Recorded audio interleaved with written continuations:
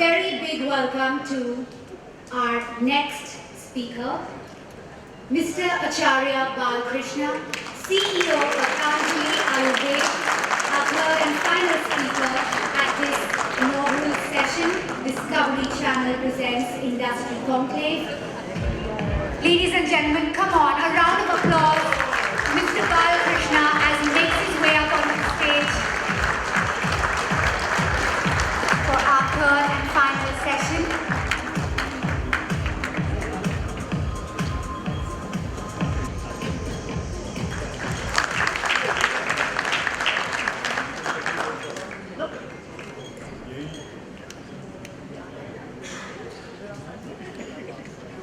आज इस मंच पर मेरे सम्मुख उपस्थित आप सभी सज्जनों का, देवियों का मैं बहुत अभिनंदन करता हूं, वंदन करता हूं।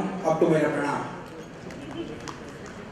अपने लिए एक बार ताली बजा देते तो अच्छा ही है, क्योंकि दुनिया में दूसरों के लिए आप ताली बजा लेते हैं, कभी कभी अपने लिए बजाना सीख लें तो दुनिया फिर आपके लिए ताली अपने आप बजा देगी। अब आप कहते हैं कि पतंजलि के विषय में, देश के परिवर्तन में, इंडिया के चेंजिंग में जो रोल है ब्रांड्स का, उसके ऊपर मैं कुछ कहूं। होना और बनना दो फर्क है। पतंजलि वस्तुतः जो करता है वो होता है, जो होता है फिर वो अपने आप बन जाता है। बाकी में और पतंजलि में मैं यही भिन्नता महसूस करता हूं, क्योंकि हमारी जो जीवन की अवधारणा है, जो हमारी सोच है, मैंने महसूस किया है कि हमने अपने जीवन के विषय में जो हमारी अवधारणा होती है और अपने कार्य के विषय में जो हमारी सोच होती है, उसमें हमारी भिन्नता बनी रहती है। और उस भिन्नता की वजह से हम कई बार भटक भी जाते हैं। भटके तो कितने दूर जाएं, पास रहें तो कितना पास रहें, इसको बैलेंस करने में हमारा पूरा जीवन चला जाता है। जहाँ तक पतंजलि की बात है, वह जो है वही है, जो है वही रहेगा। न वहाँ दूर होने की कोई डर है, दूर होने का, ना कहीं ज़्यादा मिक्सअप होने का।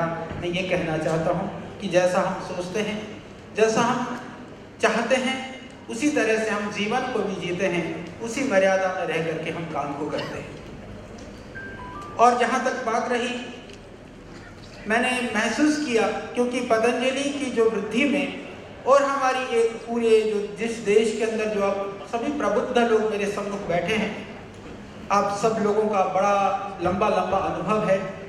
वह मीडिया के क्षेत्र में हो, एडवर्टाइजमेंट के क्षेत्र में हो, मैन्युफैक्चरिंग के क्षेत्र में हो, मार्केट सर्वे के क्षेत्र में हो, विविध तरह के कार्यों को आपने बहुत लंबे समय से किया है। इस देश की विधा को स्थापित करने में आप लोगों का बड़ा योगदान रहा है। मैंने महसूस किया है कि पतंजलि से पहले लोग एक उत्पाद को आगे रखते थे। हम लोगों ने वस्तुतः एडवर्टाइज प्रारंभ नहीं किया। हमने इन्फॉर्मेशन स्टार्ट किया, हमने सूचनाएं देनी शुरू करी। तो हमारे पास बहुत सारे प्रोडक्ट थे, तो हम सूचना कैसे देते कि पतंजलि क्या क्या बनाता है। तो हमने कहा कि उसको इकट्ठे ही एक अखबार के अंदर एक कटिंग में 50-60 प्रोडक्ट डाल करके हमने कहा कि हम ये बनाते हैं। तो आप लोग एक्सपर्ट हैं मार्केट के, आप लोगों ने कहा, कई भाइयों ने कहा कि ये परंपरा तो गलत है, ये इस तरह से तो ये प्रचार नहीं हो सकता है। और आज मुझे कहते हुए खुशी है इस बात के लिए कि हमने सिर्फ पर्टिकुलर किसी एक उत्पाद की नहीं, अपितु सारी उत्पादों की सूचना देकर के लोगों तक एक साथ सारे उत्पाद पहुंचा दिए और लोगों ने उन उत्पादों को भरोसा किया और एक नई परंपरा शुरू हुई कि लोग सिर्फ एक उत्पाद के साथ बाकी उत्पादों को भी जोड़ करके उसको प्रचारित करने लगे। और दूसरी बात जो मैं कहना चाहता हूँ कि पतंजलि को समझने के लिए, किसी को भी जानने के लिए हम उसके सामने के फेस को देख पाते हैं। जो सामने दिख रहा है हम उसको महसूस कर पाते हैं, परंतु उसके पीछे की जो कहानी है यदि हम थोड़ा सा भी महसूस कर पाए तो उसको समझने में और आसानी रहती है। श्रद्धेय स्वामी जी और हम बैठे हुए थे। ये बहुत पुरानी बात नहीं है, ये सिर्फ 2005 या 6 की बात है, 10-11 साल पहले की बात है। तो हम लोग जो फार्मेसी के रूप में उत्पाद बनाते थे, कुछ जड़ी बूटियाँ, कुछ औषधियाँ हम बनाते थे। औषधियाँ बनाने के बाद में लोगों को देते थे। हमको आंवले की ज़रूरत भी पड़ती थी, तो कुछ किसान लोग आए, उन्होंने कहा कि हमको अभी आंवले के पेड़ हम काट रहे हैं। क्यों काट रहे हैं? क्योंकि बोले आज से 15 साल पहले उस आंवले का रेट भी 3 रुपये किलो था और अभी भी 15-20 साल में 3 रुपये किलो है। उसको तोड़ने का खर्चा भी पूरा नहीं होता है और हम उस पेड़ों को काट करके वहाँ पर कुछ खेती करेंगे। तो स्वामी जी ने कहा कि बोले भाई तू पेड़ मत काटो। मैंने कहा महाराज जी करेंगे क्या? बोले इनके जितना आंवला है पूछो कितना है, इसको हम खरीद लेते हैं। स्वामी जी कह तो रहे थे, मैं बैठा हुआ था, मेरा मन ये कह रहा था कि बाबा जी आंवला खरीद लेंगे, बाद की मुसीबत हमारी होगी। और मैं योजना बनाने लगा कि हम करेंगे क्या ऐसे। तो स्वामी जी ने कहा बताओ कितना आंवला होगा। उन्होंने कहा जी होगा जी 40-50 टन तो होगा ही। बाद में पता चला वो 300-400 टन आंवला इकट्ठा हो गया था। हमारे पास मशीन भी नहीं थी जिसमें से कुछ करते हम तुरंत। मैंने कहा स्वामी जी आंवले का करेंगे क्या? उन्होंने कहा इसका जूस निकाल लेते हैं। ये एडवर्टाइज के विषय में, मार्केटिंग के सेल्स के विषय में, स्ट्रेटेजी के विषय में, ये काफ़ी चीज़ों के लिए एक सोचने के लिए एक आइडिया, विचार मिल सकता है। हमने कहा मशीन नहीं है। फिर पता किया कि पंजाब एग्रो की, जो पंजाब गवर्नमेंट की यूनिट लगी हुई थी, वहाँ पर उनके पास मशीनें खाली थी। हमने पता किया, उन्होंने कहा कि हम जूस निकाल सकते हैं, हम जूस निकाल करके आपको दे देंगे। हमने आंवले के ट्रक वहाँ पहुँचाना शुरू किया। हमारे पास कोई फंड भी इतना नहीं था कि हम उस आंवले को उठा करके कहीं उसको हम जूस निकाल करके तुरंत हम उसको स्टोर कर सकते थे। तो आंवला मुश्किल से खरीदने के बाद वहाँ जूस निकला। उन्होंने प्रेशर करना शुरू करा कि ले जा करके तो इसको कहीं आप ले जाइए और हमारा पेमेंट दीजिए जूस निकालने का। मैं आपसे निवेदन करना चाहता हूँ, वहाँ पर हमने कभी स्टडी नहीं की थी कि आंवले का जूस, मेरे को भी भरोसा नहीं था कि यह देश आंवले का जूस पिएगा, पर मुझे विश्वास था आंवले में बहुत वह गुणकारी है। आयुर्वेद के अंदर उसको रसायन कहा गया है, वो बहुत सारे गुणों से परिपूर्ण है। श्रद्धेय स्वामी जी ने शिविरों में, अपने योग शिविर के माध्यम से इस बात को प्रचारित करना शुरू किया कि आंवले का जूस पियोगे तुम्हारा पेट ठीक रहेगा, कॉन्स्टिपेशन ठीक होगा, एसिडिटी ठीक होगी, तुम्हारी आईसाइट ठीक रहेंगे, तुम्हारा चेहरे पर ग्लो होगा, बाल के झड़ने से रुक जाएंगे। ये आंवले के सहज और स्वाभाविक गुण हैं जो आयुर्वेद के ग्रंथों में प्राचीन काल से ही लिखे हुए हैं और प्रामाणिक हैं। जो प्रयोग करते हैं वो सब जानते हैं। और ट्रेडिशनली कि हमारे यहाँ इस तरह से आंवले का अचार, मुरब्बा, चटनी और च्यवनप्राश आदि तो प्रयोग करते ही थे।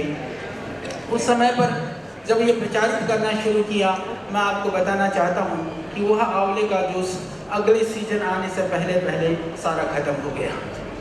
यह एक उदाहरण है बताने के लिए कि हम सोचें कि जो पहले मार्केट में है उस मार्केट में हम एक नया प्रोडक्ट हम भी अपने ब्रांड से बेचें, ज़रूरी नहीं है। हम ये करें, यह भी ज़रूरी नहीं है कि जो गुणकारी चीज़ हैं। अभी हमारे भाई, क्योंकि सभी लोग मुझे खुशी है आप सब हमसे बहुत प्रेम करते हैं। अभी मलिक साहब अपना प्रेजेंटेशन दे रहे थे, मैं देख रहा था, बहुत अच्छा वो कर रहे थे। उसमें जैसे मैं एक बात हमेशा कहता हूँ कि हमको अपने उत्पाद बेचने के लिए, क्योंकि आप बड़े बड़े एडवर्टाइजमेंट के बड़े लोग आप यहाँ पर हैं, कि हमने कभी भी, पतंजलि ने कभी भी यह नहीं देखा कि हमको मार्केट साइज, किस चीज़ का कितना बड़ा मार्केट साइज है, हमने कभी यह नहीं सोचा। हमारी उत्पत्ति वहाँ से हुई, एक फार्मर, एक किसान आ रहा है, उसके जीवन निर्वहन के लिए वो परेशानी भी है, मुसीबत में है, उसके सामने कोई ऐसी चीज़ है जो लाभकारी तो है पर लोगों तक वो पहुंचा नहीं पा रहा है। तो हमने ये जिम्मेदारी ली कि किसान को अपने उत्पाद का पूरा मूल्य मिल जाए और लोगों को सेहत मिले और हम मध्यस्थता, मीडिएटर बन करके उस चीज़ को लोगों तक पहुँचा सके। यही पतंजलि की उत्पत्ति की कहानी है और इसीलिए मैं नई चीज़ खड़ा हूँ। और आज मुझे कहते हुए खुशी है, मैं जैसे आंवले का उदाहरण मैं दे रहा हूँ कि आज पीसीओ कंपनियां आंवले का जूस बना करके लोगों को पिला रही है। सभी चीज हम नहीं कर सकते, हम एक नई परंपरा शुरू कर सकते हैं। मैं आपको कहना चाहता हूँ, महात्मा गांधी जी ने स्वदेशी का शंखनाद किया, उन्होंने खादी वस्त्रों को प्रचारित किया, पर महात्मा गांधी जी ने सारे देश को खादी के कपड़े नहीं पहनाए। यदि हम उस परंपरा का कहीं संवाहक बन सकते हैं, किसी नई सही परंपरा का यदि हम कहीं प्रारंभ कर सकते हैं, तो हमको अविलंब कर लेना चाहिए। उसके लिए रिस्क भी उठाना पड़े, बाकी रिस्क से तो वो अच्छा है, क्योंकि उससे तो देश का निर्माण होगा, उसमें कोई संशय नहीं है। इस तरह से हमने इस आंवले की परंपरा को, इस आंवले के जूस को आप सोच सकते हैं, आज पतंजलि कितना आंवला जूस बनाता है। प्रतिदिन हम आंवले का जूस, करीबन 50 टन आंवले का जूस हम आज प्रतिदिन देश को पिला रहे हैं। आप कल्पना करिए कि 50 टन आंवले का जूस बनने के लिए आज कितने किसानों के घरों से उन पेड़ों से आंवला आता होगा। और मैं आपको बताना चाहता हूं कि 92-93 में जब हम च्यवनप्राश के लिए आंवला ढूंढते थे तो भी 3 रुपया था, 2006-07 में भी 3 रुपया किलो था, और 6 से अभी आपका 16 में 10 साल में अभी 14-15-16 रुपया किलो आंवला हो गया है। तो उस किसान का उसका जीवन स्तर सुधरने का हुआ। ये मैं ऐसा महसूस करता हूँ कि यदि हम सोचते हैं दूसरे के लिए, वो आपको इतना ऊंचा उठा लेगा, आपको अपने ऊंचा उठने के लिए सोचने की आवश्यकता नहीं है। होता क्या है, हम सोचते हैं अपना ऊंचा उठने के लिए। जब हम अपने ऊंचा उठने की सोचते हैं तो कभी कभी हम हमारे अपने पैरों के आसपास में जो लोग होते हैं हम उनको देख नहीं पाते हैं, उनको महसूस नहीं कर पाते हैं। मैं इतना ही कहना चाहता हूँ, जो आपके पास में है, जो आपके इर्द गिर्द है, उसको महसूस करना शुरू कर दीजिए, आप ऊंचे और बड़े अपने आप हो जाएंगे। हमको याद है उस समय पर एलोवेरा जूस की बात आई, एलोवेरा जूस की कुछ कंपनियां बना दी, बाहर की कंपनियां बेचती थी, लगभग 1200-1300 रुपये लीटर उनका एलोवेरा जूस बिका करता था। उस समय पर हमको लगा कि ये तो बहुत महंगा जूस है। फार्मर्स, हमारे किसान भाई लोग उसको उगाते हैं, पत्तियों को, उसको जूस निकाल करके। हमने उस समय पर प्रोसेसिंग यूनिट लगा करके शुरू किया, हमने कॉस्ट को जोड़ा, मूल्य टोटल लगाया, हमको लगा कि लगभग 150 रुपया यदि मूल्य रखा जाता है तो सारा कॉस्ट निकालने के बाद में भी उसमें कुछ बचता है।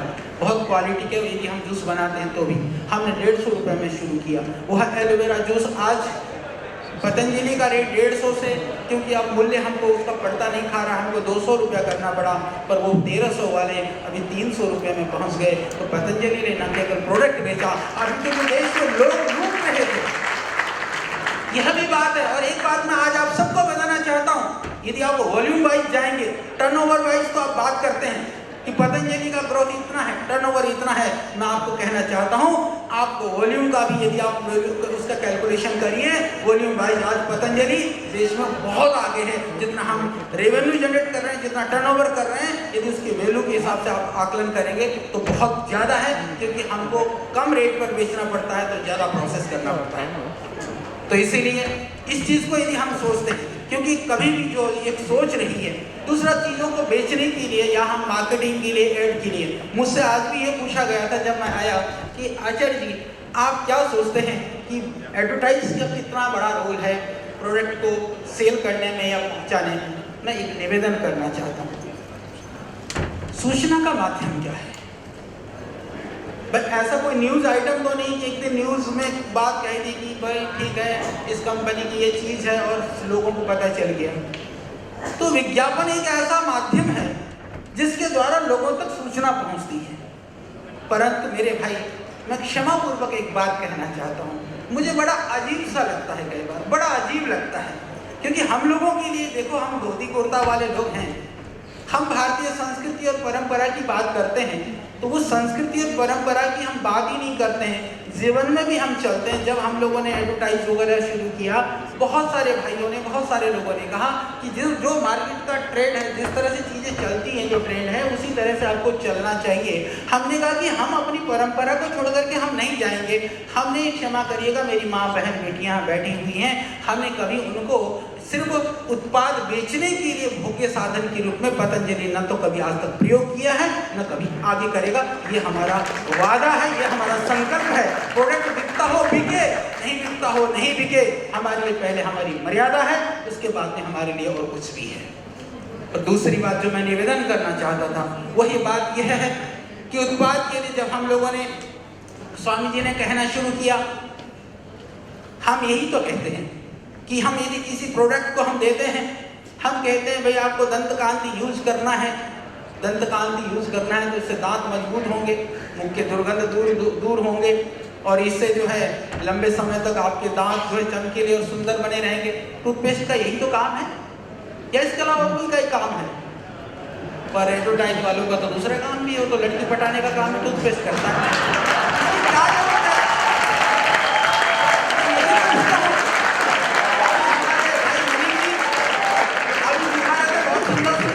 बढ़िया काम कर रहा, वो हमारी एक बहन जी का मुंह टेढ़ा हो गया, सीधा ही नहीं हो रहा था, वो भाई ने चिप्स खिला दिया एकदम सीधी हो गई वो। चिप्स मुंह से टेढ़ा हो गया, सारे हॉस्पिटल में रखवा दो, क्षमा करना भाई हेमंत जी।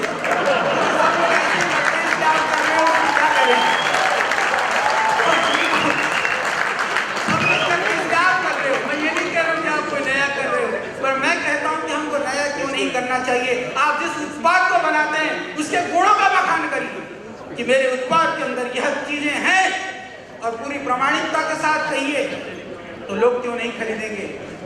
लोग खरीदेंगे। हम स्वप्न दिखा करके नहीं, भय दिखा करके नहीं, और हम किसी तरह से दूसरी दुनिया के सैर तूफानी करा करके नहीं, हम उस प्रोडक्ट के गुणों को बता करके वो प्रोडक्ट घर तक पहुंचा सके। इसके लिए विज्ञापन की आवश्यकता है, इसके लिए एडवर्टाइज की आवश्यकता है। और ये हम सब मिल करके संस्थाएं हैं, बड़े सारे चीज़ों को देखने वाले, सुपरविजन करने वाली संस्थाएं हैं, बात अलग हो जाएगी। मैं इतना ही कहना चाहता हूँ, उनकी नीयत भी ठीक हो जाए, देश अपने आप सुधर जाए। समस्या यह है, हम कानून को चाहते हैं, हम चाहते हैं, हमारे देश में एक परंपरा है, हम सब महापुरुषों का, सभी संतों का और बड़े बड़े क्रांतिकारियों का, वीरों का हम सम्मान करते हैं। ये हमारी देश की खासियत है, ये हमारी देश की विशेषता है। हम सब वीरों का, शहीदों का, सब संतों का, महापुरुषों का हम सम्मान करते हैं, ये हमारी खासियत है। परंतु मेरे भाई, वो पड़ोस में पैदा होता हुआ देखना चाहते हैं, यह दूसरी विशेषता है जो हम पड़ोस में देखना चाहते हैं। यदि हम ऐसा स्वयं बनने की सोचें तो सारी समस्या का एक दिन में समाधान है। तो हम यह सोचें कि हम ऐसा करें। मैं हमेशा एक बात कहता हूं कि हमको किसी भी चीज के लिए, कोई भी चीज को लोगों तक पहुंचाने के लिए आत्मनः प्रतिकूलानि परेशान समाचरित, यदि सुबह उठ करके मैं सोचूं कि जो मुझे चाहिए, क्षमा करिएगा, बहुत सारे आप लोग प्रोडक्ट बनाते हैं, क्या सारे प्रोडक्ट तुम स्वयं यूज कर सकते हो जो करने वाली भी चीजें हैं? ये प्रश्न है। यदि इसका आंसर हाँ है तो समझ लेना आपसे बढ़िया कोई नहीं है। यानी जो चीज बनाते हो, खाने की चीज तुम एडवर्टाइज करते हो कि बच्चे के लिए, बच्चों को खाना चाहिए, क्या तुम अपने बच्चों को खिला सकते हो? क्या जिस तरह से व्यवहार करता हुआ तुम अपने एडवर्टाइज में दिखाते हो, क्षमा करना, तुम अपने घर में बैठ करके माँ, बहन, बेटी और परिवार के साथ ऐसा कर सकते हो? ये प्रश्न अपने आप से पूछना, क्योंकि हम ऐसा मानते हैं हमारे अंदर जो गुरु बैठा हुआ है वो सबसे बड़ा गुरु होता है। दुनिया में दूसरी गुरु की आवश्यकता कम पड़ती है। यदि आंसर आए हाँ तो उसको कर डालेना, देश एक दिन में बन जाएगा, एडवर्टाइज भी बढ़िया होगा, परिवर्तन भी बढ़िया होगा, सब काम बढ़िया होगा। दुनिया की नकल करने की जो हमारी प्रवृत्ति है, इसकी जगह हम ऐसा कर जाएं कि दुनिया हमारी नकल करे, इसकी आवश्यकता आज इस देश को है। और आपके अंदर क्षमता है, आपके अंदर बहुत क्षमता है, पर कभी कभी भरोसा नहीं होता है। भरोसा क्यों नहीं होता? दूसरा तो ऐसा कर रहा है, यदि मैंने इतना बड़ा रिस्क उठा लिया तो, अरे मेरे भाई, परिवर्तन तो रिस्क उठाने से होता है। नाव की जो धाराएं प्रतिकूल ना हो तो जो है ना, मंजिल तो फिर आप वहीं जाओगे जहाँ दूसरा पहुँचता है। यदि अलग जगह पर पहुँचना है तो इस सोच को भी हमको पैदा करनी है। हम इस सोच को पैदा करें, इस भाव से हम काम करें, सब मिलकर के काम करें। हमको कई बार पूछते हैं लोग कि बड़ी अभी एमएनसीज को आप बड़ी टक्कर दे रहे हैं, लोगों को बड़े टक्कर दे रहे हैं। मेरे भैया, कहीं हम चलते चलते कोहनी मार करके नहीं चलते हैं, टक्कर मारते हुए नहीं चलते हैं। मैं इतना ही कह सकता हूँ कि हम काम कर रहे हैं और अपने काम को पूरी ईमानदारी से कर रहे हैं और पूरी ईमानदारी से हम करेंगे। हम अपनी बात कह सकते हैं, हम उठ करके यह कह सकें सुबह उठ करके, और इसी भाव से हम काम करते हैं, क्योंकि वसुधैव कुटुंबकम की हम बात करते हैं। यह पूरा देश मेरे लिए मेरा परिवार है, क्योंकि हमने तो घर भी छोड़ रखा है। ये मैं आपकी जानकारी के लिए बता दूं, हम जिन माँ बापों ने पैदा किया उनको भी हमने छोड़ रखा है। और अगली बता दूं तो कोई घर गृहस्थी भी नहीं है। और अगली बता दूं तो मैं ऐसा एमडी और ऐसा सीईओ हूँ किसी कंपनी का, मैं एक पैसा सैलरी भी नहीं लेता। और अच्छा लूंगा तो करूंगा क्या, मुझे ये नहीं समझ में आता। कभी कभी लोग कहते हैं आपको पैसा लेना चाहिए। अच्छा मैं सोचता हूँ मैंने पैसा ले लिया, मैं करूंगा क्या? तो करूंगा क्या जब करना ही नहीं है, तो फिर लेकर के टेंशन और क्यों, रात को नींद और खराब होगी। मैं सोचूंगा अब इतने पैसे हैं, अब उसके इतने होंगे, उसके उधर का उतना खर्च करूंगा, उसको उधर बचाऊंगा। आप कहते हो एक टेंशन मैं और पाल लूँ, अच्छा है जितनी मुसीबत टल जाए उतनी बढ़िया ही तो है। और ज़्यादा चक्करबाजी नहीं, इससे ज़्यादा काम हो जाता है। और दूसरा भाई ऐसा भी मानता हूँ, क्योंकि बहुत सारे हमारे युवक भाई वगैरह भी हैं जो कार्य भी शुरू करना चाहते हैं। दुनिया में मैं ऐसा मानता हूँ कि शॉर्टकट कोई रास्ता नहीं है। यदि ज़िंदगी में आपको आगे बढ़ना है तो दो चीज़ हमेशा याद रख लेना। एक तो यदि दूसरा आदमी 8 घंटा काम करता है तो तुम 10 घंटा काम करना शुरू कर दो, 2 घंटा तुम उससे आगे पहुँचोगे। और महीने भर का कैलकुलेशन करो, साल भर का करो, तो आप देखोगे कि कई महीने आगे आप निकल चुके होंगे। इसी तरह से आप जिंदगी में आगे बढ़ सकते हैं। और दूसरी बात, बुद्धि को इतना प्रयोग करो, बुद्धि इतनी अपनी बुद्धि को खपाओ। होता क्या है कि कई बार हम जो है ना सफलताएं तो चाहते हैं, हम ज्ञान तो चाहते हैं, नॉलेज तो चाहते हैं, पर हमारे शास्त्र कहते हैं, क्योंकि मैंने वेद पढ़ा है, मैंने संस्कृत पढ़ा है, मैंने उपनिषद पढ़ा है, वहाँ कहते हैं यस्मिन् ऋच साम यजुंसि यस्मिन् प्रतिष्ठिता रत्ना भाविवार। सारा ज्ञान विज्ञान और नॉलेज यह सब कुछ तो तुम्हारे अंदर है। यदि अंदर है तो दूसरे को तो तुम अपनी नॉलेज को जगाने का साधन बना लो। आपके पास एक्सपर्ट्स हैं, आपके पास जानकार लोग हैं, वो ये मत सोचो कि उनकी बुद्धि से तुम काम करोगे। ये प्रयास करो कि उनके नॉलेज से अपने नॉलेज को मेरे को जागृत करके काम करना है। क्योंकि कई बार कहते हैं कि आप इतनी बड़ी कंपनी चला रहे हैं, आपके पास प्रोफेशनल्स, मैं आपकी जानकारी के लिए कहना चाहता हूँ, प्रोफेशनल्स का सम्मान होना चाहिए, उनका सत्कार होना चाहिए, और उनके बिना संस्थाएं भी खड़ी नहीं होती है। पर उससे यदि कोई बड़ी बात है जो मैं बताना चाहता हूँ, तो लोग तो बुद्धिशाली इसी देश में हैं। मैं एक छोटा सा उदाहरण देना चाहता हूँ। अभी हम लोग अभी नॉर्थ ईस्ट में बड़ी यूनिट लगा रहे हैं। आईटीसी का जहाँ लग रहा था उसके पास में हम सोच रहे थे। अच्छा हमको ऐसा, मैं सबको बहुत प्यार करता हूँ, मैं बताना चाहता हूँ। तो समस्या क्या खड़ी हुई, नॉर्थ ईस्ट की प्रॉब्लम आप जानते हैं, इनकी भी काम अभी आधा अधूरा पड़ा हुआ है, मुझे पता है, हमको पीड़ा होती है कि वो काम नहीं करने दे रहे थे। फिर हम वहाँ से अपने बोरी बिस्तरा उठा करके हम पहुँच गए तेजपुर पहुँचे तो हमारे डाबर भी हमारे भाई हैं, उनकी फैक्ट्री बन रही है, तो वहाँ इतनी प्रॉब्लम्स हो रही है कि अभी काम वो लोग कर रहे हैं। अब वो लोग का अपनी कार्यशैली 1.5 साल लगभग हो गया, थोड़ा ही काम कर पाए। बढ़िया कंसल्टेंट है, बढ़िया आर्किटेक्ट है, बढ़िया इंजीनियर है, सब बढ़िया है। मैं एक प्रैक्टिकल बात कहना चाह रहा हूँ, मैं निंदा स्तुति नहीं कर रहा हूँ, मैं यथार्थता और समस्या की बात कर रहा हूँ। यहाँ पर हमने भी शुरू किया, हम वैसे भी लेट हो गए, क्योंकि नॉर्थ ईस्ट आप सब जानते हैं, अभी जीएसटी की बात चल रही है, टैक्सेशन की, वो सब प्लानिंग करने पड़ती है, हम लोग ही करते हैं। अच्छा होता क्या है कि मैं तो स्वयं मालिक हूँ, स्वयं मैनेजर हूँ, स्वयं नौकर भी हूँ, सब जगह मैं खड़ा मिल जाता हूँ आपको, पर अब लोगों के सामने थोड़ा कम रहता हूँ। मैं सोचता हूँ बड़े बड़ी जगह, बड़े बड़े 7 स्टार 5 स्टार्स, थोड़ा हम लोग क्योंकि देसी आदमी हैं, वो जंगल में ले चलना हो तो कहीं आप लोगों का मन करे कभी ऐसा कोई प्रोग्राम करना हो जितने मेरे साथ चलने को। अब एक मीडिया वाले बहनी मेरे को कहते हैं मेरे को 22 किलोमीटर जाना है, तो ऐसा कभी बने, ऐसा भी तो होना चाहिए भाई। हम लोग अभी ऐसा कोई प्रोग्राम जाए तो मेरे को तो वहाँ आनंद आता है, जंगल हो, पहाड़ हो, झरने हो, नदी हो, नाले हो। अरे सज धज करके कृत्रिम जीवन में तो बहुत दुनिया रहनी, कभी कभी प्राकृतिक रूप से रहने की भी तो सोचो। अब मैंने देखा बैंगलोर की बात है, एक 5 स्टार 7 स्टार होटल बनाया, बाहर उसने क्या बनाया, खुले में टॉयलेट बनाया। मैं जा करके देखा, मैंने कहा भाई ये क्यों बनाया तुमने, ये सच्ची बात बता रहा हूँ, आपको जगह भी बता दूंगा कहाँ है। तो उसके बाद उन्होंने कहा कि ये इसलिए बनाया है क्योंकि लोग जो है ना वो घर के अंदर करते करते जो ना करें, इसलिए बना रखी है।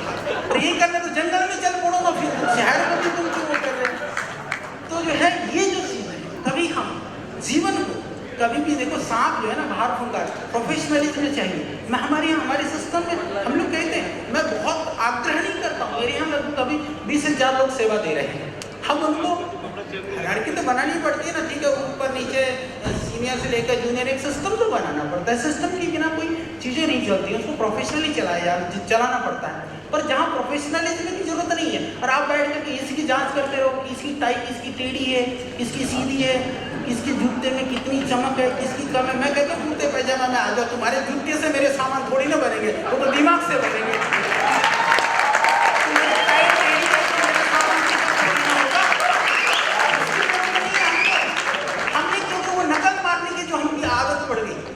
देश में जो लोग करते होंगे करें, मेरे लिए तो तुम साफ सुथरे कपड़े पहन करके आ जाओ, सिल्वर पहन करके आ जाओ और अच्छा है, गंदगी नहीं आएगी, बाहर उतर के अंदर नंगे पाँव काम कर ले। क्या जरूरत है? क्योंकि टाई में कुछ देरी बुद्धि तो नहीं होती है ना, इसका तो आपने वैसे ही कंठ लंगोट नाम रख रखा है, समझ ही गए होंगे। तो क्या जरूरत है वैसे पहनने के लिए? शादी में जाओ, विवाह में जाओ, और जगह जाओ, फंक्शन में जाओ, पहन लो।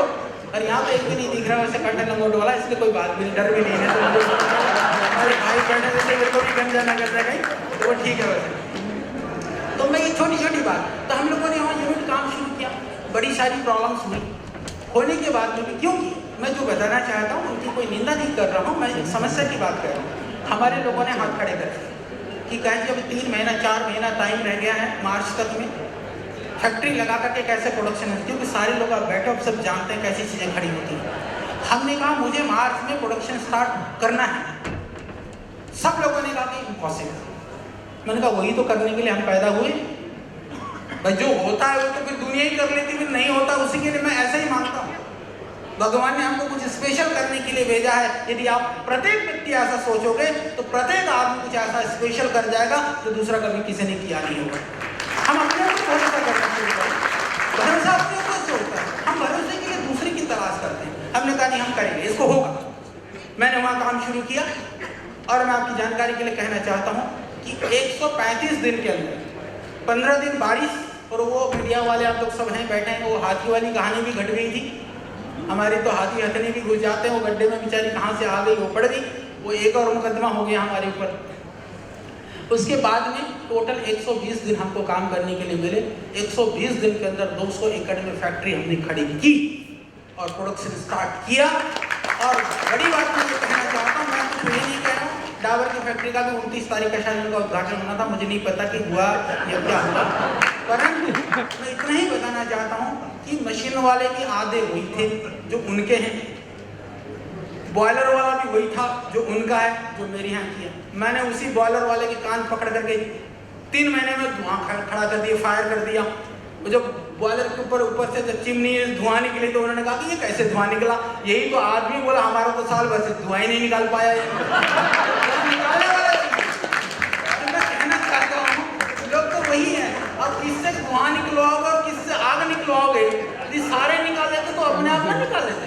तो मैं इतना ही कहना चाहता हूँ, अपनी क्षमताओं पर भरोसा करिए, अपनी चीज़ों को बढ़ाइए। हम लोग देखिए हम कोई प्रोफेशनल नहीं है, ये मैं आपको बता देना चाहता हूँ। मुझे अपनी कमजोरियों को स्वीकार कर लेने में या जैसा मैं हूँ वैसा बताने में मेरे को बड़ा आनंद आता है।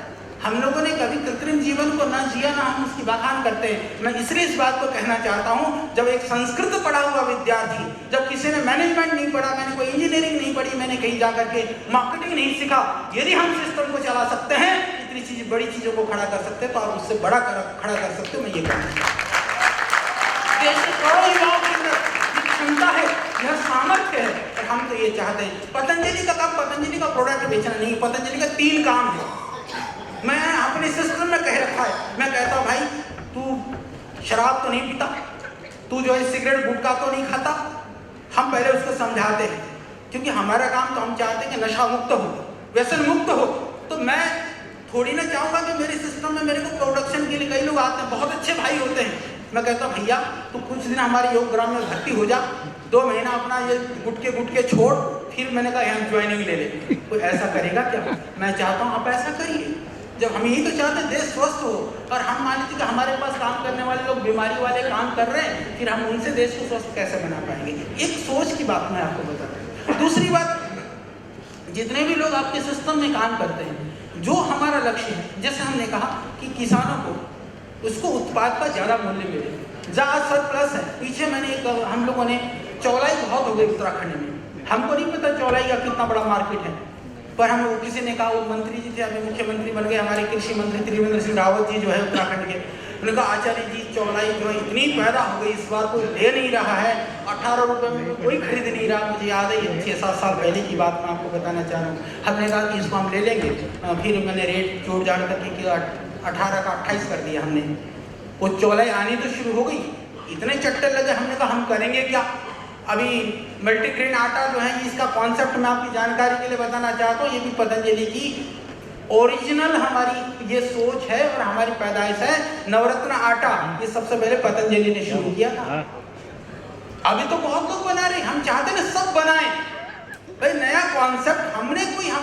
हम कोई पेटेंट लेकर के नहीं बैठना चाहते हैं, हमारे पास जो नॉलेज है हम शेयर करना चाहते हैं, आप करिए, क्योंकि हमारा लक्ष्य ये नहीं कि हम कितने बड़े होंगे, हमारा लक्ष्य है कि देश कितना आगे बढ़े।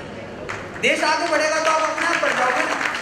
देखो दुखी पड़ोसी को जब अभी सुखी नहीं रहने देगा, समझे रहो, यदि तुम सुखी रहना चाहते हो पड़ोसी को सुखी रखो, पड़ोसी सुखी रहेगा तो तुम भी चैन से रहोगे, यदि पड़ोसी सुखी नहीं रहेगा तो तुमको चैन से नहीं रहने देगा। तो हमने ठेका थोड़ी ले रखा कि सारा सामान हम ही बनाएंगे हम ही बेचेंगे। अरे इतना बड़ा देश है, हाँ उन लोगों को उनको सावधान होना पड़ेगा, उनको कान खड़े करने पड़े ना उनको। पहले मैदान में तुम अकेले थे, मनमर्जी करते थे, अब मनमर्जी नहीं होगा, क्योंकि आप पतंजलि के बहुत ज़्यादा संस्था आने वाली है। ईमानदारी से करो, हमसे करो, बढ़िया करो, तुम भी करो हम भी करेंगे, और ये लोगों के ऊपर छोड़ दो, तुमको कितना स्वीकारेंगे, तुमको कितना प्यार देंगे और हमको कितना देंगे। जितनी तुम्हारी औकात होगी उतना तुमको मिलेगा, जितना हमारा हैसियत होगा उतना हमको मिलेगा। फिर दुश्मनाई और झगड़ा किस बात की, कोई झगड़ा ही नहीं है, यहाँ तो समझने का फेर है। तो हमारे प्रतिस्पर्धा में कोई नहीं है, किसी से हमको कोई कंपटीशन नहीं है। तो यह सोच तो हम ले आए। तो मैं चौलाई की बात कर रहा था, फिर मैंने सोचा क्या करना चाहिए। हिंदुस्तान की सबसे बड़ी प्रॉब्लम क्या है, आज लोगों को विभिन्न अलग अलग तरह की डेफिशिएंसीज बहुत हैं, न्यूट्रिशन से बहुत बड़ी प्रॉब्लम्स हैं। 20 मिनट हो गए ना, हो जाए तो बता देना, मैं भूल जाऊंगा, बता देना तो मैं चुप हो जाऊंगा, नहीं तो सुनते रहना। और कोई दूसरा अगला कोई सत्र भी नहीं है, गोवा तो घूम लोगे कभी भाग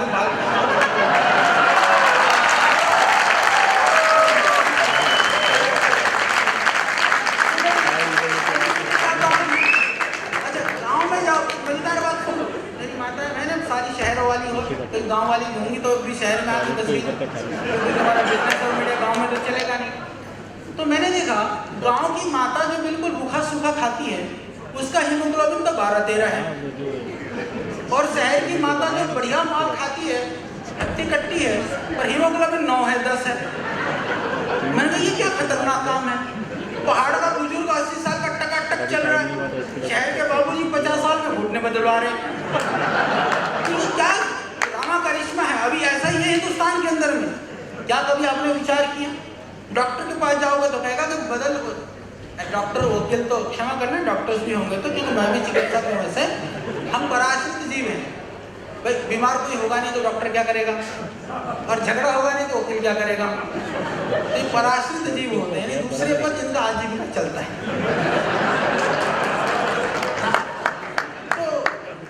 कहने का नहीं बदलवा दो तुम्हारे घुटने, उसका तो इतना ही काम है ना। हमने सोचा कि इसका कारण क्या है, इसको खोज करना चाहिए। मैंने देखा कि जबरदस्त जो है हम शहरों में आ गए।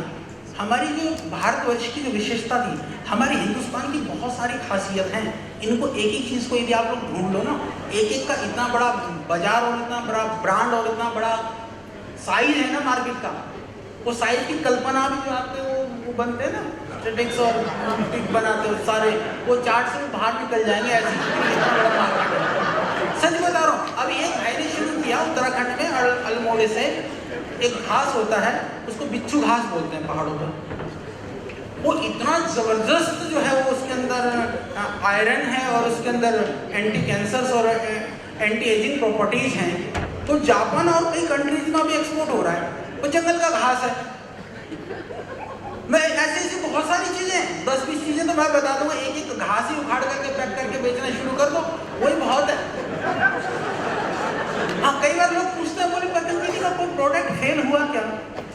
मैं कहता हूँ कि पूरा ही नहीं हुआ आज तक कोई भी प्रोडक्ट। आप कोई प्रोडक्ट ऐसा बता दो कि जो आपका डिमांड ज़्यादा अभी भी हम बना नहीं पा रहे हैं।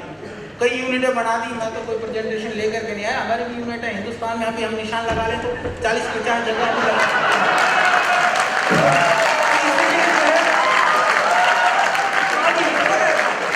अभी और हम कई सौ जगह पर लगाएंगे। और आदमी की संख्या भी गिनोगे तो मैं आपको बताना चाहता हूँ 20,000 लोग तो सीधे सीधे अभी सेवा दे रहे हैं। 10 लाख से ज़्यादा मेरे एक्टिव शिक्षक हैं, हमारे टीचर्स हैं, योगा टीचर्स हैं जो वॉलंटरी सर्विस दे रहे हैं। एक्चुअल में आप लोगों की भाषा में तो वो भी तो हमारा प्रमोशन करते हैं, वो भी तो मार्केटिंग करते हैं, ब्रांडिंग करते हैं, सारे काम तो करते हैं। यदि उसको फाइनेंशियली वैल्यू लगाएं कि पैसे के हिसाब से मूल्यांकन करो तो कंपनी का जितना टर्नओवर है उसको सबको दे दो तो भी सैलरी में नहीं ले सकते उनको। तो जो भावना की जो कहीं कोई मूल्य नहीं होता। आप लोग भी तो हमारे प्रचारक हो, सब लोग के जितने मेरे को मिले फ्लाइट में मिले, बोले जी मैं दंत कांति करता हूँ, इतना कमाल है, मैंने उसको बोल दिया, मैंने उसको कर दिया। अच्छा आपको कोई प्रोडक्ट प्रचार के लिए लगा लें तो कर लोगे, नहीं करोगे, इतना मोटे मोटे तो आप पैसा कमाते हो। अब कोई प्रोडक्ट प्रचार के लिए कितना दे देगा कोई आपको? तो आप कितना बड़ा काम कर रहे हैं। हमारा तो करोड़ों का काम आप फ्री में कर रहे हैं। एक एक आदमी हमारा ब्रांड एम्बेसडर है यहाँ भी बहुत सारे। तो इस तरह से चीज़ें बढ़ती हैं, चीज़ों के अंदर क्षमता होने से। तो मैं बात कह रहा था कि मुझे लगा ये बहुत बड़ी समस्या का कारण क्या है। फिर एक ही कारण मिला। मैं आप सबसे निवेदन करना चाहता हूँ, ये आपके परिवार के लिए काम की चीज़ है, ये आपके काम के लिए काम की चीज़ है, और यह मेरे देश के लिए काम की चीज़ है। हमने देखा कि पहाड़ों पर, गाँव में, सुदूर क्षेत्रों में खाने का अभाव तो है, परंतु खाने में आज भी विविधता है, वैराइटीज। आदमी क्या खाता है? ज्वार भी खाएगा, मक्का भी खाएगा, बाजरा भी खाएगा, रागी भी खाएगा, गेहूँ भी खाएगा, चावल भी खाएगा, अलग अलग तरह की सब्जियां भी खाएगा। शहर वाले क्या खाते हो जी? गेहूँ और चावल। अनाज के रूप में जितने भी आइटम लगभग ज़्यादातर आप खाते हैं या तो गेहूँ से बना होता है या तो चावल से बना होता है। ठीक है, सब्जी वगैरह भी। अच्छा सब्जी में भी क्या होता है कि अभी हमारे यहाँ पहले क्या होता था कि आयुर्वेद में हम लोगों ने कहा हितभुक ऋतभुक मितभुक, हम कह के मर गए कि ऋतु के अनुसार भोजन करना चाहिए।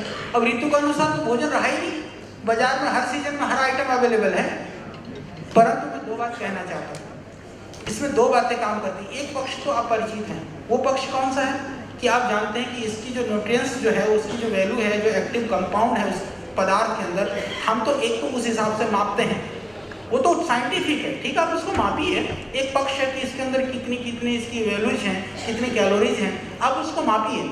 एक दूसरा उसका पक्ष है जो हम दुनिया को बता सकते हैं, और आप लोगों को भी कभी ध्यान नहीं गया होगा। मैं बताना चाहता हूँ एक आयुर्वेद के विद्यार्थी होने के नाते हम जो भारतवर्ष के अंदर जो 6 जो सीजन्स है ना, 6 ऋतुएं जो हैं, वह एक बड़ी विशेषता है। अलग अलग ऋतु में शरीर की जो स्थिति होती है वो अलग अलग होती है। अब आप सर्दी में गुड़ खाओ और तिल खाओ, बड़ा सेहत बनेगा, गर्मी में खा लो तो खून निकलेगा नाक में से। हमको ऋतु के अनुसार भोजन करना चाहिए। इसीलिए जो आहार की व्यवस्था इस भारतवर्ष की थी, ये विशेषता थी। अब हम दुनिया की बात करें तो भारतवर्ष की स्पाइसेस की तो बात होती है, परंतु आहार की बात आती है तो मसाले तले भुने वहीं पर रह गए। हमको एक आहार की व्यवस्था बनाई गई थी, और ऋतु के अनुसार भी वही चीज वहीं पैदा होती है। ये भी एक बड़ी साइंटिफिक बात मैं आपको बताना चाहता हूँ। यदि राजस्थान में तरबूज और खरबूज पैदा होता ना, यदि पहाड़ की चोटी पे हिमालय पे कर देता, खा के तो सबकी कुल्फी जमे मिलती। हमारी खाने की व्यवस्था बदल गई भाई। जो जौ है, गेहूँ है, जो फाफड़ा है, जो पहाड़ में जो चीज़ है, जो पहाड़ के लिए चाहिए वो वहाँ पैदा होता है, जो मैदान के लिए चाहिए वो पैदा होता है, समुद्र के किनारे जो चाहिए वो वहाँ पैदा होता है। तो एक प्रकृति ने व्यवस्था बनाई थी, और हम जो है हमने सारी भुला दी। हम जहाँ भी बैठे वही खाते रहते हैं। ना हमको सीजन, ना ऋतु, ना सुबह, ना शाम, ना बरसात, ना गर्मी। फिर बीमारी हमारे अंदर नहीं तो कोई पड़ोसी के पास थोड़ी जाएगी। तो ये हमने भुला दिया ऋतु के अनुसार आहार। तो वो भी हमने देखा कि इतनी गड़बड़ी हो गई। दूसरी चीज़ जब हमने गहराई से देखा, ये बहुत समझने की बात है, हमको ये दिखा कि ये जितने भी जो फूड के हिसाब से जितनी हमको अलग अलग चीज़ें चाहिए थी, जो शरीर के लिए जो कंपाउंड्स या जो न्यूट्रिएंट्स हमको चाहिए थी, वो चीज़ नहीं मिल रहा हमको। उसका समाधान क्या हो सकता है? फिर हमने बिल्कुल छोटा सा समाधान किया। रागी है, बहुत रिच सोर्स है आयरन की। चौलाई सोर्स है आपका, चौलाई और सिंघाड़ा सोर्स है आपके कैल्शियम का। इस तरह से अलग अलग अनाज के अंदर अलग अलग चीज़ें हैं। मैंने सोचा कि तुम जो है ना ₹5 की चौलाई खा लो ना, कैल्शियम की ₹5 की गोली खाने की जगह पर, उससे बेचारा किसान के घर में भी खुशहाली आएगी, तुम्हारा जीवन भी खुशहाल हो जाएगा, गोली से भी तुम बचोगे। यह कॉन्सेप्ट हमारे मन में आया, यह विचार आया। फिर हमने पहली बार नवरत्न आटा, यह कॉन्सेप्ट पतंजलि ने स्टार्ट किया। आज से 6 साल पहले से हम लोग उसको बनाते हैं। मैं इस बात को इसलिए कहना चाहता हूँ, अभी बहुत संभावनाएं हैं। पूरी दुनिया में फूड प्रोसेसिंग 70-80%, 90% तक प्रोसेस फूड मिलता है। दुर्भाग्य से हिंदुस्तान के अंदर हम 6% से और 8 के बीच में घूम रहे हैं। तो कितनी बड़ी संभावना है, 8 को 80 करने की संभावना यहाँ पर है। वो कौन करेगा? और आप और हम मिल जाए। परंतु दुर्भाग्य से क्या, हम परिश्रम तो कम करना चाहते हैं। कई बार हम फल की प्राप्ति पहले करना शुरू कर देते हैं। माँ फलेषु कदाचन, भगवान कृष्ण गीता में कह गए, पर हम कहते हैं फल फलेषु अभी अद्यतन, और कर्म तो बाद में। ये गड़बड़ हो जाता है। आप प्रारंभ तो करें, कार्य तो करें। अपार संभावना है इस देश के अंदर, परंतु जैसे मैंने कहा कि एक तो इस भाव से हम कार्य को शुरू करें तो काम को बहुत अच्छी तरह पहुंचा सकते हैं। दूसरी बात जो आप लोगों से थोड़ा सा जो मैं निवेदन करना चाहता था, जो एडवर्टाइज के संदर्भ में, यदि मेरी बात समझ में आए, हम लोग थोड़ा सा हमारी परंपरा, हमारी संस्कृति, हमारी जो भी मूल्य हैं, जिनको हम मूल्य मानते हैं, मैं ऐसा नहीं कि रोमियो स्कॉट बनाने की बात नहीं कर रहा हूँ, कहीं ऐसा मत सोच लेना, वो हमको नहीं चाहिए। परंतु मैं थोड़ी सी बात कर रहा हूँ कि जिन चीज़ों को आप अपने घर परिवार के आप अनुकूल मानते हो, यदि आप मानते हो तो करना। यदि आप अपने घर परिवार के हिसाब से जिन जिन चीज़ों को अनुकूल नहीं पाते हैं, उनको यदि प्रोडक्ट बेचने के नाम पर या उनको दुनिया में दूसरों को खिलाने के नाम पर यदि हम उन चीज़ों को न कर लें, इतने से बच लें, तो हम इस देश को दुनिया के सिरमौर बना सकते हैं। उसके लिए हमको कोई अलग से, देखो देश हमारा है, रहना हमको है, बच्चे हमारे हैं, देश की भावी पीढ़ियाँ हैं, इनको सोचने के लिए हमको ही सोचना पड़ेगा। और लोग कहते हैं कि दूसरे MNCs और आप निंदा करते हैं, ऐसा क्यों करते हैं पतंजलि वाले। मैं इंटरव्यू में ऐसी सी बातें पूछी जाती हैं। मैं इतना ही कहना चाहता हूँ, दुनिया के लिए हिंदुस्तान वह बाजार हो सकता है, हमारे लिए हिंदुस्तान मेरा घर है, इतना ही फर्क है। समय हो गया है और मैं अपनी वाणी को विराम देता हुआ आप सबको धन्यवाद करना चाहता हूँ। लास्ट में मैं इतना ही कहना चाहता हूँ कि कुछ भी बनाने से पहले, कुछ भी करने से पहले, जो तुम्हारे घर में बूढ़े माँ बाप हैं, तुम्हारे छोटे छोटे बच्चे हैं, तुम्हारे भाई बहन हैं, उनके लिए सोचोगे तो बनेगा भी ठीक, प्रोडक्ट भी ठीक बनेगा, ऐड भी ठीक बनेगा, और जो खाएगा, जो प्रयोग करेगा वो भी ठीक रहेगा, और वो ठीक रहेगा तो देश अपने आप ठीक बनेगा। उसके लिए हम सबको मिलकर के काम करना है। बहुत बहुत धन्यवाद, बहुत बहुत प्रणाम।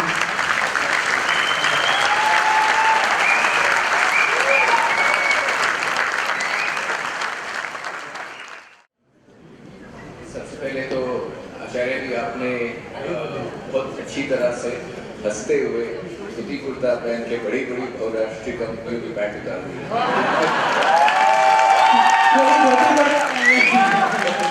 बहुत मुझे सबसे अच्छा ये लगा कि आपने हंसते हंसते हमारी इंडस्ट्री को, हम ऐड वालों को भी आईना दिखा दिया, और जो आपने बोला है उसमें हम जरूर सोचेंगे। और बहुत अच्छा आपने कहा। मुझे पता कि आपका वक्त बहुत टाइट है और आपने तो नहीं, आपकी चीफ मिनिस्टर साहब के साथ मीटिंग है। मैं आप क्वेश्चन तो बहुत सारे हैं, अभी मुझे एक इंटरेस्टिंग क्वेश्चन ये है कि ये पूछ रहे हैं कि हम पतंजलि को इंटरनेशनल ब्रांड के तौर पे कब देखेंगे? मैं चाहूँगा आपका स्वप्न बहुत जल्दी पूरा हो। नागपुर में SEZ के अंदर हमने बहुत बड़ी जगह ली है और मेरा कंस्ट्रक्शन का काम शुरू हो चुका है, और हमारा एक स्वप्न है। मैं आपकी जानकारी के लिए कहना चाहता हूँ कि अभी तक तो क्या हुआ कि विदेशी मतलब बढ़िया था, अब कम से कम देश के युवाओं में स्वदेशी मतलब बढ़िया, यह सोच पैदा हुई है। अगली हमारी सोच है कि अभी मेड इन इंडिया मतलब बाहर जाने पर बहुत अच्छा नहीं माना जाता कई चीज़ों के लिए, कि उस गर्व को भी हम पैदा करेंगे। मेड इन इंडिया मतलब सबसे बेहतरीन।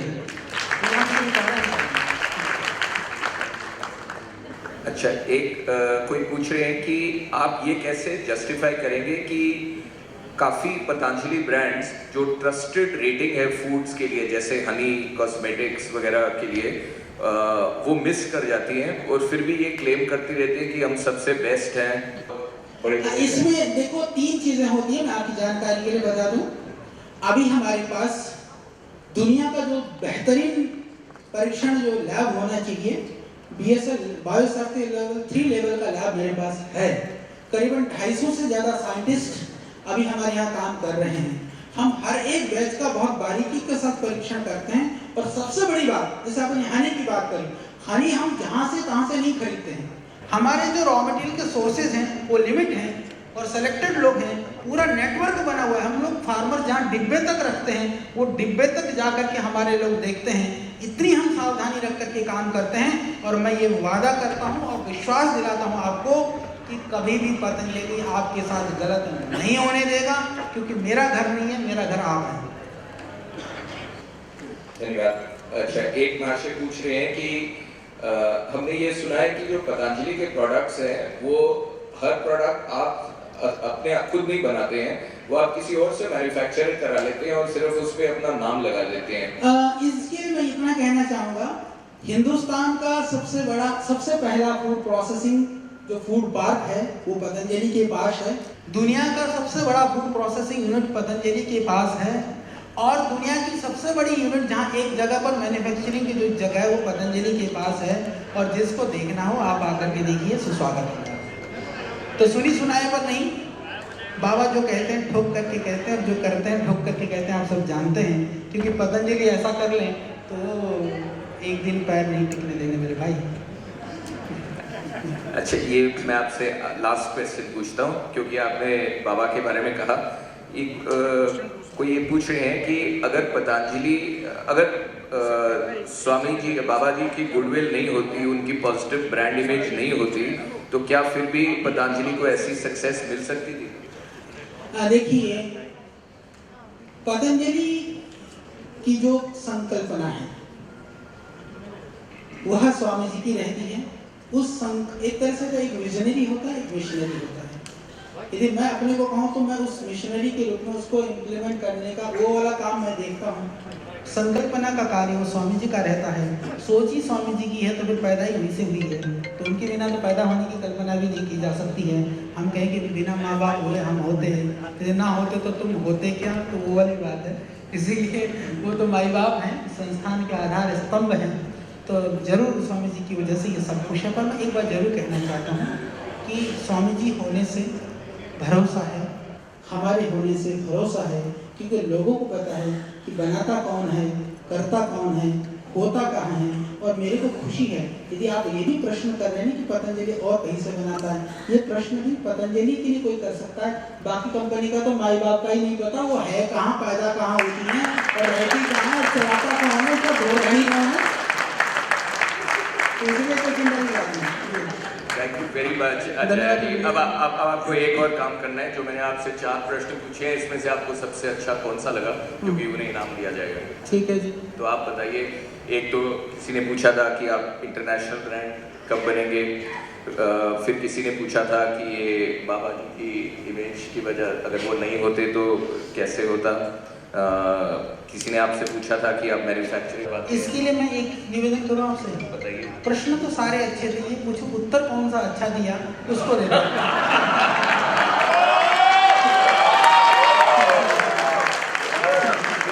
मैं ऐसे करता हूँ, ऑडियंस से पूछ लो। एक तो आपको छोटा, अब आपको सब इसमें आपको अच्छा पूछो ना कौन सा वाला उत्तर अच्छा था। कौन सा?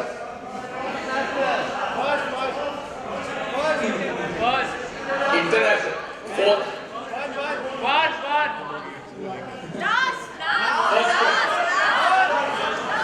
ये देखिए, आपने यहाँ पे पूरा झगड़ा करवा दिया। अभी देखिए 3-4 आप मेरे को 3 को नाराज करना चाहते तो मैं कैसे कर सकता था।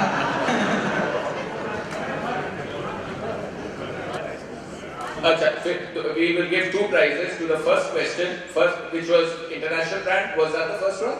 Yeah. Okay. So in this session there will be 2 prizes instead of 1. The 1 prize will go to Sunil R of Mathrubhumi,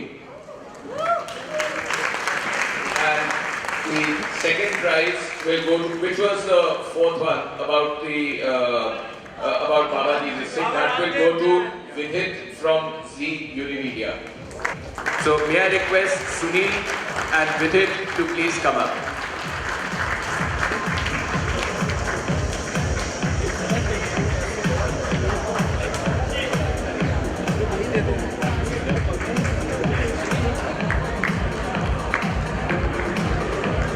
What a way to end our day one cracker of a session indeed.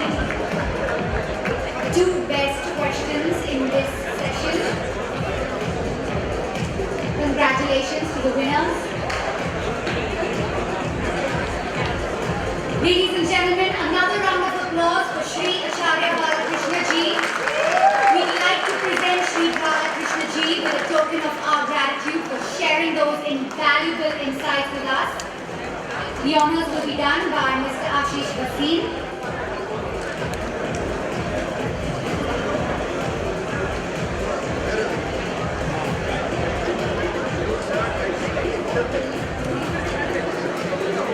Thank you, Mr. Bhasin. Well, with that we conclude Discovery Channel presents Industry Conclave.